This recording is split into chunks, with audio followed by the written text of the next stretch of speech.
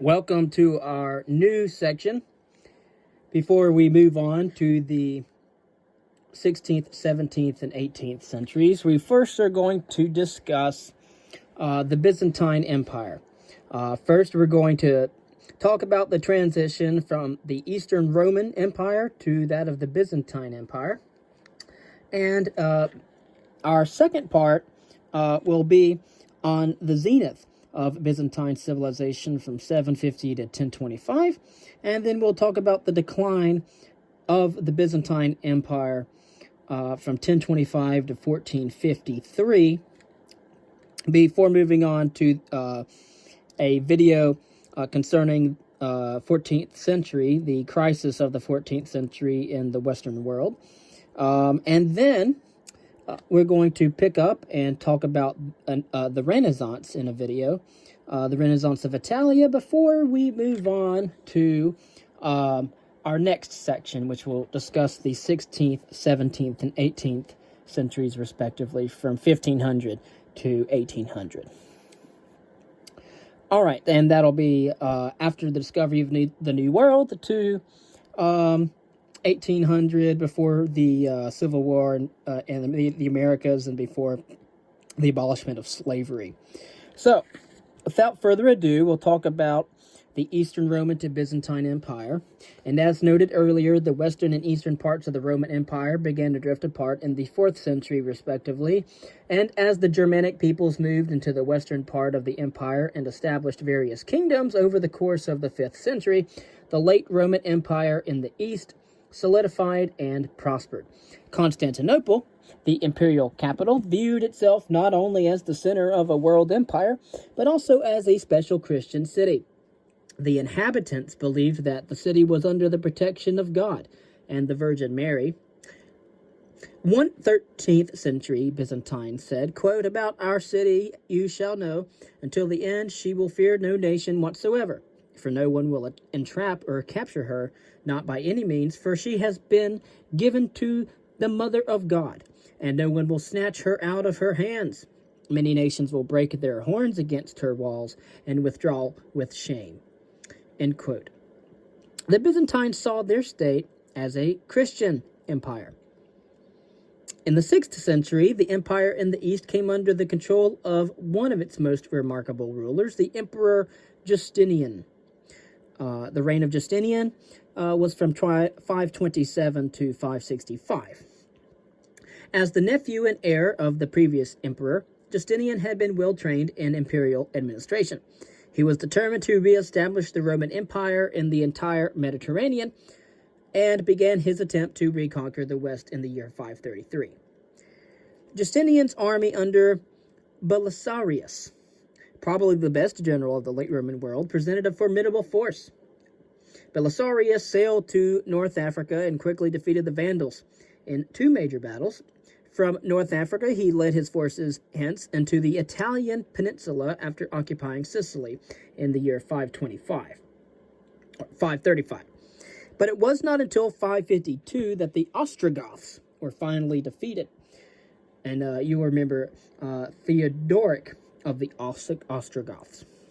Probably the best general of the late Roman world, Belisarius. And, of course, the struggle devastated Italy, which suffered more from Justinian's reconquest than from all of the previous barbarian invasions. Justinian has long been criticized, however, for overextending his resources and bankrupting the empire. Historians now think, however, that a devastating plague in the year 542 and long-term economic factors were far more damaging to the Eastern Roman Empire than Justinian's conquest. Before he died, Justinian appeared to have achieved his goals. He had restored the imperial Mediterranean world. His empire included Italy, part of Spain, North Africa, Asia Minor, Palestine, and Syria. But the conquest of the Western Empire proved fleeting. Only 3 years after Justinian's death, another Germanic people, the Lombards, entered Italia. Although the Eastern Empire maintained the fiction of Italy as a province, its forces were limited to very small pockets here and there. The codification of Roman law. Though his conquest proved very short-lived, Justinian made a lasting contribution to Western civilization. through his codification of Roman law. The Eastern Empire was heir to a vast quantity of materials connected to the development of Roman law. These included laws passed by the Senate and assemblies, legal commentaries of jurists, decisions of praetors, and the edicts of imperators. Justinian had been well trained in imperial government and was thoroughly acquainted with Roman law. He wished to codify and simplify this mass of materials. To accomplish his goal, Justinian authorized the jurist Tribonian to make a systematic compilation of imperial edicts. The result was the Code of Law, the first part of the Corpus Juris Civilis, which is in Italian means, not Italian, and that's Latin, but in English it means body of civil law. It was completed in the year 529. 4 years later, two other parts of the corpus, again it's Corpus Juris Civilis, appeared, called the Digest. It was another part of it, a compendium of writings of Roman jurists, and the Institutes, which was a brief summary of the chief principles of Roman law that could be used as a textbook. The fourth part of the corpus was the Novels, which was a compilation of the most important new edicts issued during Justinian's reign. Justinian's codification of Roman law, the Corpus Juris Civilis, it became the basis of imperial law in the Byzantine Empire until its end in the year 1453. More pertinent, however, since it was written in Latin, it was in fact the last product of Eastern Roman culture to be written in Latin, which was soon replaced by Greek. It was also eventually used in the West, and in fact, it became the basis of the legal system of all of continental Europe. And then, of course, that was brought over from Europe to the Americas. Now, Theodora was the daughter of the keepers of the bears for the games at Constantinople, who died when she was a child. Theodora followed in her mother's footsteps by becoming an actress, which at that time was considered a very lower-class activity. Often actresses also worked as prostitutes as well, and Theodora was no exception. At the age of 25, she met Justinian, who was 40. Now, his uncle, the Emperor Justin, had to change the law in order to allow an aristocratic senator to marry a woman who had just been an actress.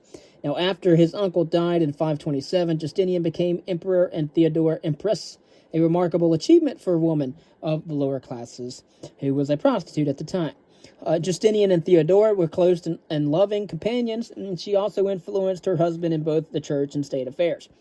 A strong-willed and intelligent woman, she proved especially valuable in the year 532, when her steely resolve during the Nika revolt convinced Justinian to fight and crush the protesters rather than to flee.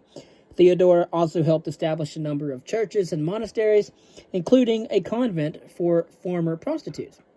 The Imperator's building program. After the riots destroyed much of Constantinople, Justinian rebuilt the city and gave it the appearance that it would keep for almost 1,000 years. Earlier, Imperator Theodosius II, ruled from 408 to 450, had constructed an enormous defensive wall to protect the capital on its land side. The city was dominated by an immense palace complex, a huge arena known as the Hippodrome, and hundreds of churches. In the Middle Ages, Constantinople was indeed the largest European city and a nexus of trade between the East and the West. Emperor Justinian oversaw a massive building program that produced important architectural monuments such as Hagia Sophia, which we will talk about in a little bit. No residential district was particularly fashionable. Palaces, tenements, and slums ranged alongside one another. Justinian added many new buildings. His public works projects included roads, bridges, walls, public baths, law courts, and colossal underground reservoirs to hold the city's water supply. He also built hospitals, schools, monasteries, and churches. Churches, of course, were his special passion. And in Constantinople, he built, or actually rebuilt, 34 of them. His greatest achievement was the famous Hagia Sophia. And Hagia, in the Greek, meaning holy, and Sophia, meaning wisdom, holy wisdom, the Church of the Holy Wisdom. Now, it was completed in 537. Holy Wisdom was designed by two Greek scientists who departed radically from the simple, flat-roofed basilica of Western architecture. The center of Hagia Sophia consisted of four huge piers crowned by an enormous dome, which seemed to be floating in space. This effect was emphasized by Procopius, the court historian, who at Justinian's request wrote a treatise on the emperor's building projects. He said, quote, "From the lightness of the building, it does not appear to rest upon a solid foundation, but to cover the place beneath as though it were suspended from heaven by the fabled golden chain." End quote. And again, that's Procopius. He was a historian at the time. And in part, this impression was created by putting 42 windows around the base of the dome, which allowed an incredible play of light within the cathedral. Light served to remind the worshippers of God. As Procopius commented, quote, "Whoever enters there to worship perceives at once that it is not by any human strength or skill, but by the favor of God, that this work has been perfected. His mind rises sublime to commune with God, feeling that he cannot be far off, but must especially love to dwell in the place which he has chosen. And this takes place not only when a man sees it for the first time, but it always makes the same impression upon him, as though he had never beheld it before." End quote. As darkness is illuminated by invisible light, so too it was believed the world is illuminated by invisible spirit. The royal palace complex, Holy Wisdom, and the Hippodrome were the three greatest buildings in Constantinople. This last was a huge amphitheater. The Hippodrome, constructed of brick covered by marble, holding as many as 60,000 spectators. Although gladiator fights were held there, the main events were the chariot races. 24 would usually be presented in one day. The citizens of Constantinople were passionate fans of chariot racings, just as modern Americans are about American football. Successful charioteers were acclaimed as heroes and honored with public statues. Crowds in the Hippodrome also took on political significance, though. Being a member of the two chief factions of charioteers, the Blues or the Greens was the only real outlet for political expression. Even emperors had to be aware of their demands and attitudes. The loss of a race in the Hippodrome frequently resulted in bloody riots that could threaten the emperor's power. But this empire was a new kind of empire. Justinian's accomplishments had been spectacular, but when he died, he left the Eastern Roman Empire with serious problems. Too much distant territory to protect, an empty treasury, a smaller population after a devastating plague, and renewed threats to the frontiers. The 7th century proved to be an important turning point in the history of the empire. There were problems in the 7th century. In the first half of the century, during the reign of Heraclius, from 610 to 641, the empire faced attacks from the Persians to the east and the Slavs to the north. A new system of defense was put in place, using a new and larger administrative unit, the theme, which combined civilian and military officers in the hands of the same person. Thus, the civil governor was also the military leader of the area. Although this innovation helped the empire survive, it also fostered an increased militarization of the empire. And by the middle of the 7th century, it had become apparent that a restored Mediterranean empire was simply beyond the resources of the Eastern Empire, which now increasingly turned its back on the Latin West. A renewed series of external threats in the second half of the 7th century strengthened this development. And I just briefly want to mention that when we're talking about the Western Roman Empire, that empire was mostly in Latin. Latin was the common language in that part. Over in the East, however, they mostly spoke Greek. I do want to talk about a little bit about the interior of Hagia Sophia, or the Holy Wisdom. The Church of Holy Wisdom in Constantinople, which is modern Istanbul, was constructed under Justinian by Anthemius of Tralles and Isidore of Miletus. Some of the stones that were used in the construction of the actual church had been plundered from the famous classical Temple of Diana near Ephesus in Asia Minor, modern-day Turkey. And of course, as you know, Diana was a goddess, and Ephesus was a very important city. And of course, the building gives an idea of how the dome produced a special play of light within the cathedral. The pulpits and plaques bear inscriptions from the Quran, and those were introduced when the Turks converted this church to a mosque in the 15th century. So it's actually a very beautiful blend of both Christian architecture and Islamic art. So, the most serious challenge, however, to the empire, and we're talking about the Eastern Empire, was the rise of Islam, which unified the Arab tribes and created a powerful new force that swept through the region. The defeat of an Eastern Roman army near Yarmouk River in the year 636 meant the loss of the provinces of Syria and Palestine. The Arabs also moved into the old Persian Empire and conquered it. As you remember back in our old lecture, in terms of Alexander the Great and the year 334 BC, when he conquered the entire Persian Empire and became master and ruler of Asia. Nevertheless, an Arab attempt to besiege Constantinople that began in 674 failed, and in large part due to the use of Greek fire against the Arab fleets. Greek fire was a petroleum-based compound containing quicklime and sulfur.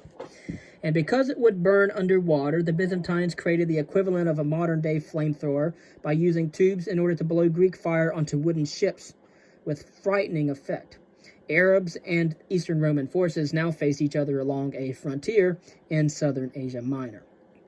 Problems also arose along the northern frontier as well, especially in the Balkans, where an Asiatic people known as the Bulgars had arrived earlier in the 6th century. In 679, the Bulgars defeated the Eastern Roman forces and took possession of the lower Danube Valley, setting up a strong Bulgarian kingdom. By the beginning of the 8th century, however, the Eastern Roman Empire was greatly diminished in size, consisting only of a portion of the Balkans and Asia Minor.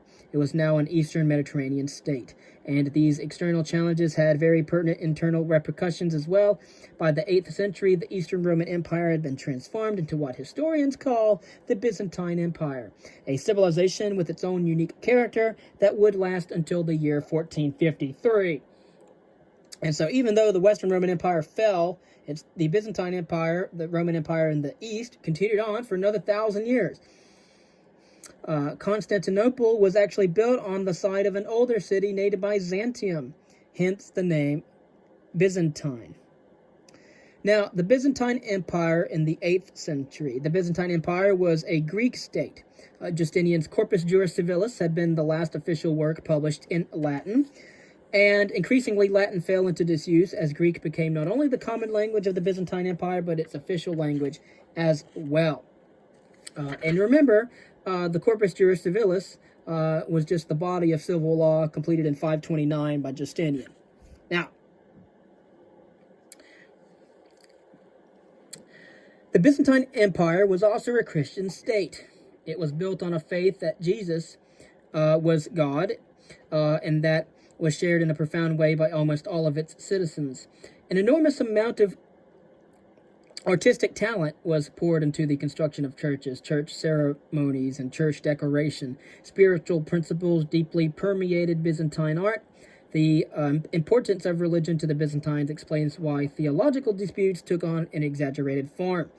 Almost an obsessive form. The most famous of these disputes, the so-called iconoclastic controversy. It threatened the stability of the empire in the first half of the 8th century. Beginning in the 6th century, however, the use of religious images, especially in the form of icons or pictures of sacred figures, became so widespread that charges of idolatry, the worship of images, began to be heard. The use of images or icons had been justified by the argument that icons were not worshipped but were simply used in order to help illiterate people understand their religion. This argument failed to stop the iconoclasts, however, as the opponents of icons recall.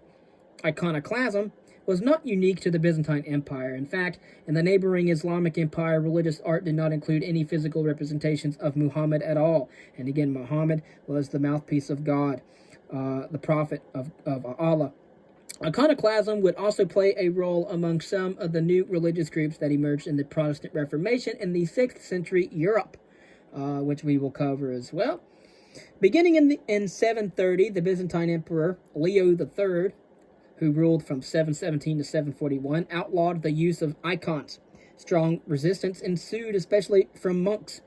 And the iconoclasts would go around busting up all kinds of icons to get rid of the darn things. But nevertheless, Leo also used the iconoclastic controversy in order to add to the prestige of the Patriarch of Constantinople, which was the highest church official in the East and second in dignity, only to the Bishop of Rome. The Roman popes were opposed to the iconoclastic edicts, and their opposition created considerable dissension between the popes and the Byzantine emperors. Late in the 8th century, the Byzantine rulers reversed their stand on the use of images, but not before considerable damage had been done to the unity of the Christian church. Although the final separation between Roman Catholicism and Greek Orthodoxy, as the Christian church in the Byzantine Empire was called at the time, did not occur until the year 1054. The iconoclastic controversy was pertinent in moving both sides in that direction. So, I don't want to talk about religious imagery anymore. We'll go ahead and start discussing the Byzantine emperor. The emperor at this time occupied a very crucial position in the Byzantine state. Portrayed as chosen by God, the Byzantine emperor was crowned in elaborate sacred ceremonies, and his subjects were expected to prostrate themselves in his presence. The wives of the emperors also played significant roles in the court rituals that upheld imperial authority. And so much like in the United States, we have the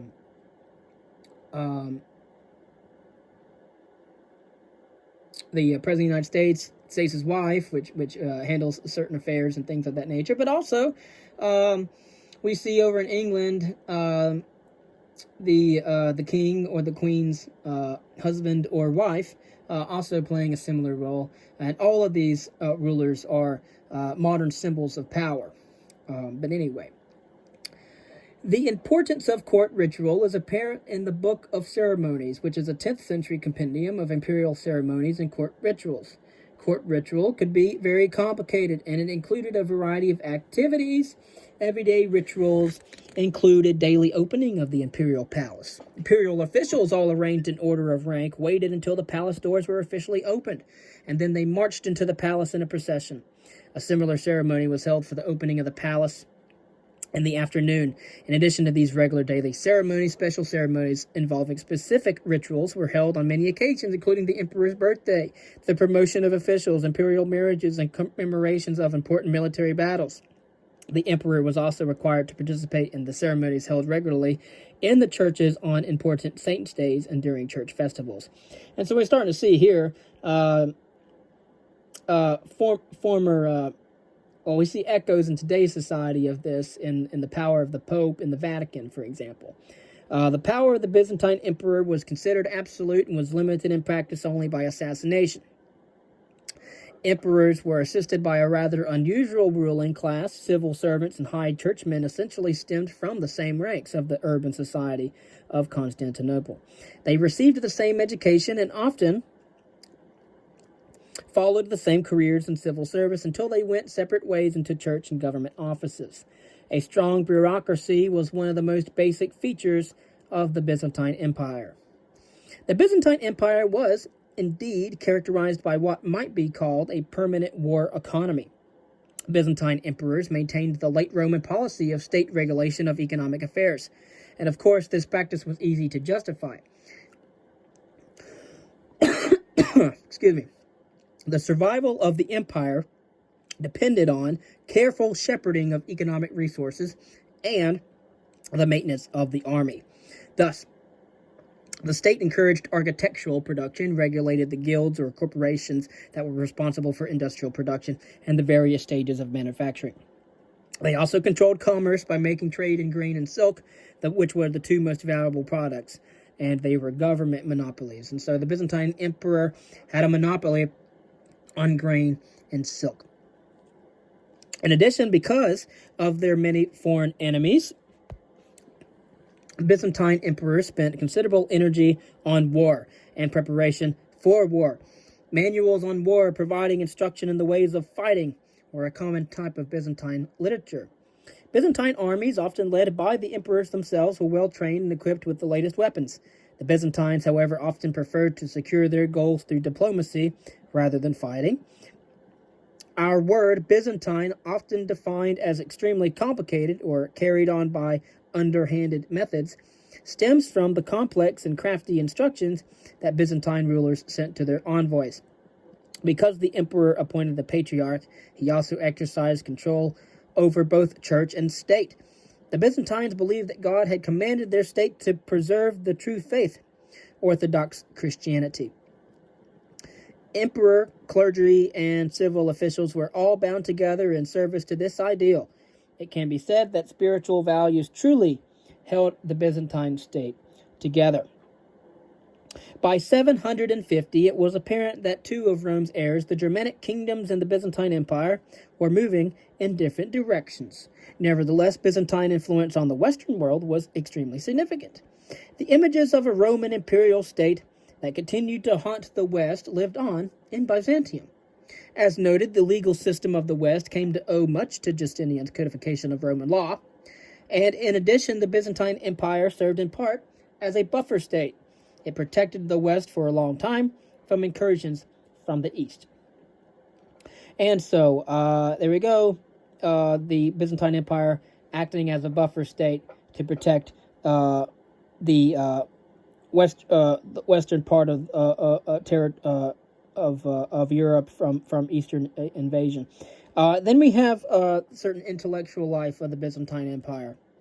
The intellectual life was greatly influenced by the traditions of classical civilization, that of the Greco-Roman world. Scholars actively strived to preserve the works of the ancient Greeks and based a great deal of their own literature on classical models. Although the Byzantines produced a substantial body of literature, most of it was of a very practical nature, focusing on legal, military, and administrative matters.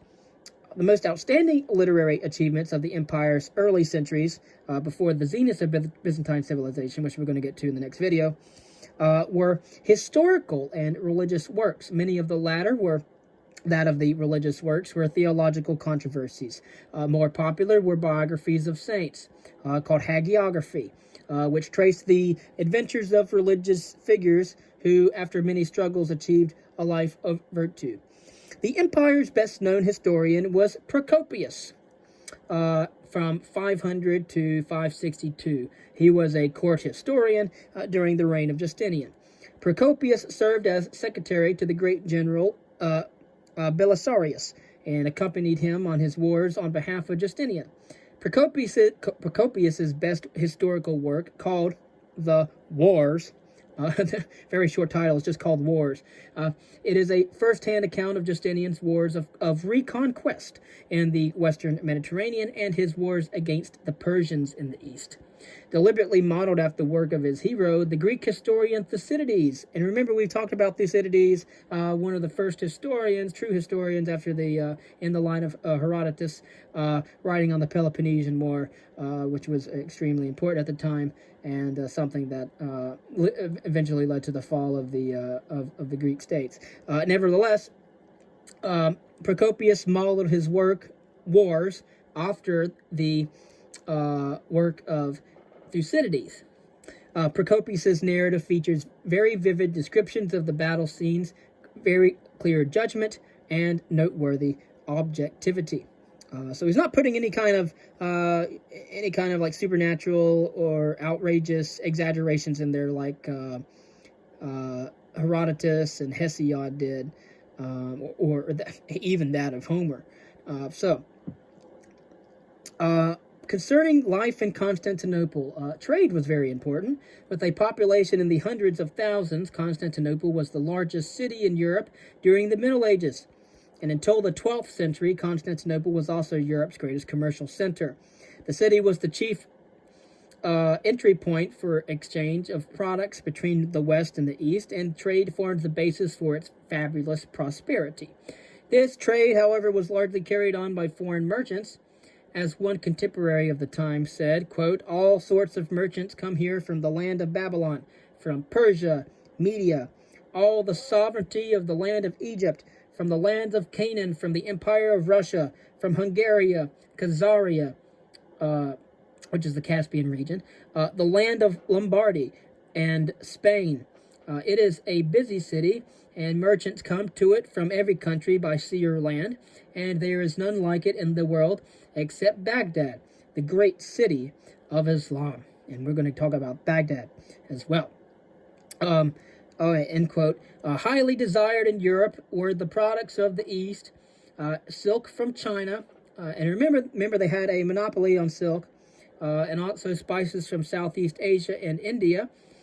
We're going to talk about Southeast Asia later on, and India as well. Developments that are occurring in those histories. Wheat and furs from southern Russia, flax and honey from the Balkans. Many of these eastern goods were then shipped to the Mediterranean area in northern Europe. Despite the Germanic incursions, trade with Europe did not entirely end. Moreover, imported raw materials were used in Constantinople for local industries. During Justinian's reign, 2 Christian monks, for example, smuggled silkworms from China to begin a silk industry. The state had a monopoly on the production of silk cloth, and the workshops themselves were housed in Constantinople's royal palace complex. Europe demanded for silk, and it demanded for the silk cloth, and it made it the city's most lucrative product. It is interesting, however, to note that the upper classes, including the emperors and the empresses, were not discouraged from making money through trade and manufacturing. Indeed, one empress even manufactured perfumes in her bedroom.